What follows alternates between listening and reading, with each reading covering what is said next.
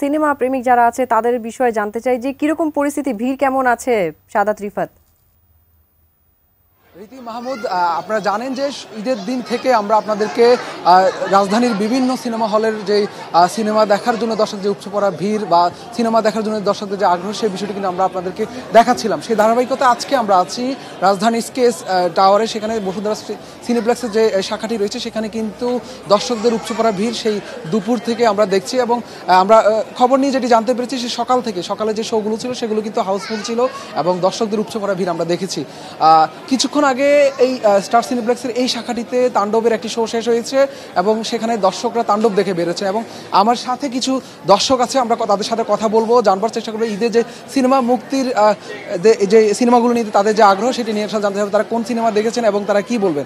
আপু, একটু জানতে চাইবো, এই যে আপনারা কিছুক্ষণ আগে বলছেন যে সিনেমা দেখে বেরোচ্ছেন, কোন সিনেমা দেখেছেন এবং কেমন লেগেছে?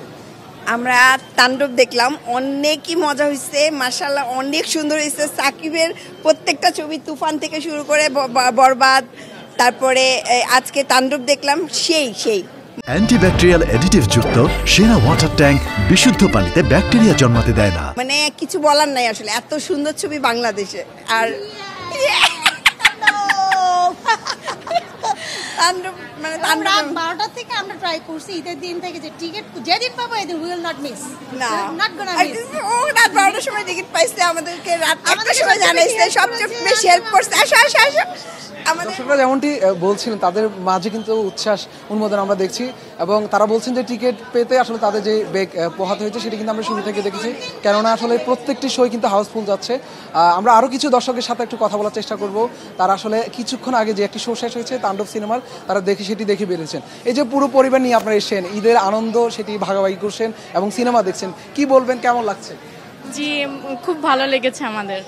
আমরা মানে সাকিব খানের এই নিয়ে সেকেন্ড টাইম মুভিটা দেখলাম, ভালো সব।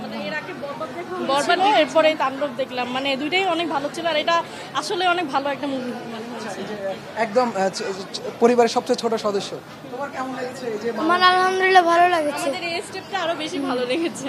হ্যাঁ, দর্শকরা আসলে যেমনটি জানাচ্ছিলেন যে আসলে আমি আরেকটু যদি দেখানোর চেষ্টা করি, এখানে আসলে এর কিছুক্ষণ পরে আরেকটি শো শুরু হবে। এখানে আসলে 5 থেকে 6টি হল সংখ্যা রয়েছে, সেই হলগুলো প্রত্যেকটি হল কিন্তু হাউসফুল যাচ্ছে এবং একটি শো শেষ হওয়ার পরেই কিন্তু মানুষ অন্য শো দেখার জন্য কিন্তু তারা লাইনে দাঁড়িয়ে আছে। এবং আরেকটি বিষয় আমি একটু যদি জানিয়ে রাখি যে আসলে টিকিট কাউন্টার থেকে আসলে একদমই পাওয়া যাচ্ছে না, কেননা অনলাইন থেকে। আপনারা জানেন যে আমি প্রথম দিন থেকে জানাচ্ছিলাম যে ঈদের এবার যে মুক্তি পাওয়া 6টি সিনেমা, প্রত্যেকটি সিনেমার যে টিকিট সেটি কিন্তু একেবারে আগে থেকে আসলে বুক হয়ে যায়, সে কারণে কাউন্টারে এসে দর্শক আসলে টিকিট পাচ্ছে না। তবে অনলাইনে টিকিট কাটার পরেই কিন্তু তারা এসে যে কাউন্টার থেকে তারা সেটি প্রিন্ট করে তারপর শো দেখছে, সেটি কিন্তু বলছেন। তো সব মিলিয়ে বলা চলে যে এবার ঈদে 6টি সিনেমা মুক্তির নিয়ে কিন্তু দর্শকদের মাঝে বেশ উচ্ছ্বাস উন্মোদনা আমরা দেখছি এবং পরিবার পরিজন নিয়ে যে সিনেমা দেখার যে ট্রেন সেটি কিন্তু আবার শুরু হয়েছে এবং দর্শকদের মাঝে কিন্তু বেশ আগ্রহ দেখছি আমরা বাংলা সিনেমা নিয়ে। সেহেতু বলা চলে যে আসলে যে বাংলা সিনেমা দেখার জন্য সেই সাথে আবার ঈদের যে সময় ছুটি, সেই সময়টা কিন্তু বাড়তি যে আনন্দ সেটি কিন্তু দিচ্ছে, সেই বিষয়টি কিন্তু আমরা দেখছি। তো সব মিলিয়ে বলা চলে যে